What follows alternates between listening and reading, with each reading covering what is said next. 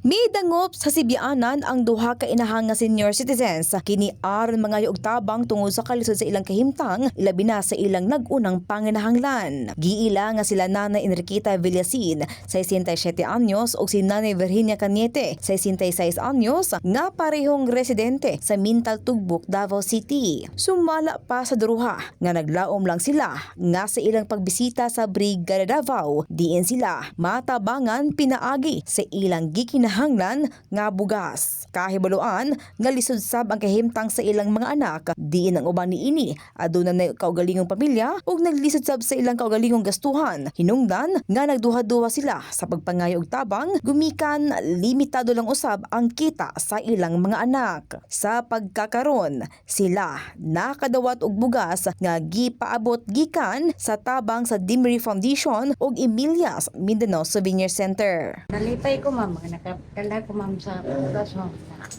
Akong gipangayo sa inyo hamo. Salamat po ko sa brigada. Kailang kaluoy na ako. Natanggap na ko ma'am, nalipay jud ko ma'am. Nalipay kay nanay malungag. Salamat lang sa sponsor na nakahatag sa amo adiri sa brigada. Importante din ang bugas para magbuhi ka.